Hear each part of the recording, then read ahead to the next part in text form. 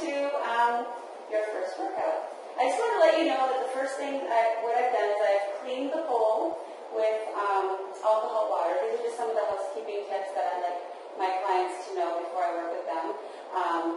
I clean the bowl with alcohol water so it's nice and clean. You can take your hands and feel for any greasy spots. I've also locked all the bolts and made sure that everything is tight and nothing's going to come undone while we're spinning on the pole. So I don't want you to feel nervous about being around the pole or being on the pole just because everything's been locked down safely and just for your own peace of mind. Okay?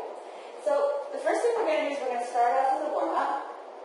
Warm-up is really important to do every time you work out for at least 10 minutes. The warm-up is going to help you mentally, physically, and emotionally prepare yourself for your workout. It's very important because it will increase your heart rate, your oxygen and your respiratory rate. It's going to help increase your muscle temperature and your muscle elasticity. It's going to increase the synovial fluid in your joints, which is going to make them move easier, and therefore it's going to reduce your risk of injury. And it's always good to start off with smaller movements at first, and then move into larger movements as you go on throughout your warm-up, okay? So the first thing we're going to do is your wrists. So just gently moving your wrists in a circular position, circular motion. Okay, just little movements. Alright? Your wrists and your shoulders are two of the very most important things that you need to warm up and pole dancing on the other direction. Reason being is a lot of what you do, pretty much everything you do is going to be including your wrists and your shoulders, and at some points in your workout, change direction again, you're going to be holding your entire body weight with your wrists and your shoulders. So that's one thing you need to make sure that you warm up every single time. And same as cooling down, okay? So from there, you're going to exercise your fingers. So imagine you're spraying somebody with water.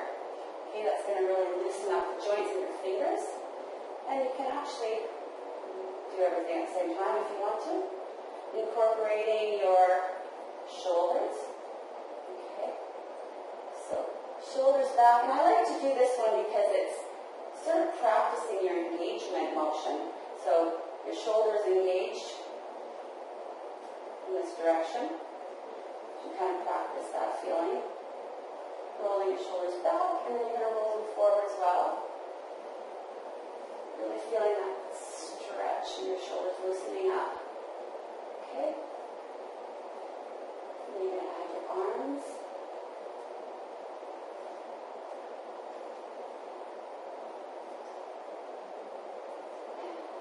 Direction. Now I like to move my hands at the same time. I kill two birds with one stone.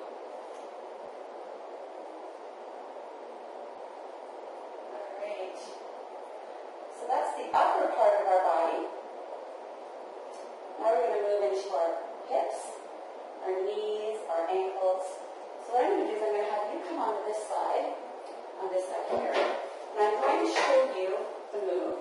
And I'm going to have you take over the pole, and I'm going to continue the move off the pole, guiding you the way. Okay? So the first one we're going to do is called the hip dips. Okay? So the hip dips, you're going to stand shoulder width apart in the pole.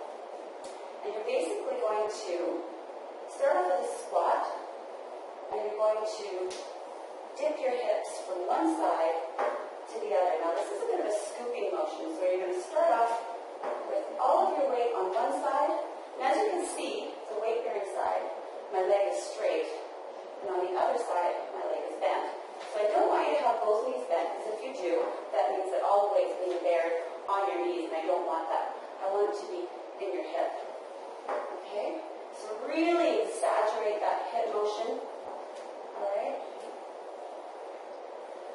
And feel that loosening up your hips. Now a lot of people are not very loose in the hips. They're not very mobile in the hips. So this is going to really help loosen those hips up. Now this is a transition move, which means that you can use this move in between your moves in pole dancing. So this is a good way to not only warm up, but learn your transition move as well. Okay? So from here, we're going to move into the figure eights. Now the figure eights can be kind of tricky. You're going to start off standing in front of the pole. You're going to really engage your shoulders, tighten up that tummy,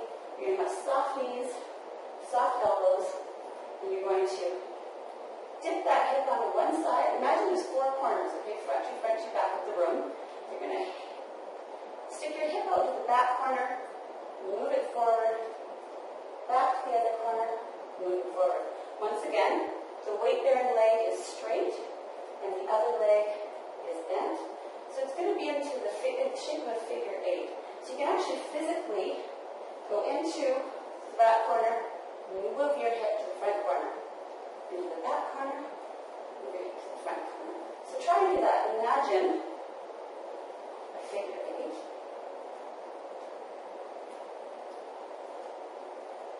Can you feel that? I sure can. Great. So let's do that a little bit and get those hips warmed up.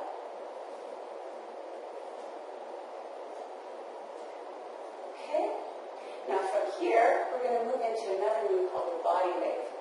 Now the body wave, again, a little bit tricky.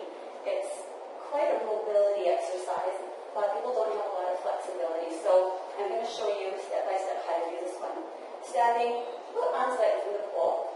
When I keep your arms kind of straight, soft knees, soft elbows, you're going to really engage those shoulders. This is what's going to make the biggest difference in whether or not this move is done correctly. So imagine, watch how I engage my shoulders. It really sticks my chest out. When my shoulders do not engage, my chest is not out. This move is a chest to torso to hip exercise. So you're going to pull your chest, then your torso, then your hips, coming down, bringing it back up one vertebrae at a time. Okay, so chest, torso, hips. Now this is not a front and back motion. A lot of people want to really pull forward, and that's not what I want you to do. I want you to concentrate on just pulling your chest and then following with your torso and your hips.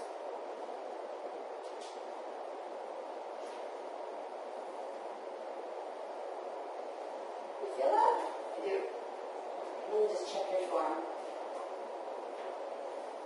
That looks really good. Very nice. Now try and keep your hands a little bit higher. There you go. And that will help keep your shoulders square. Now if you have problems with this, you can also practice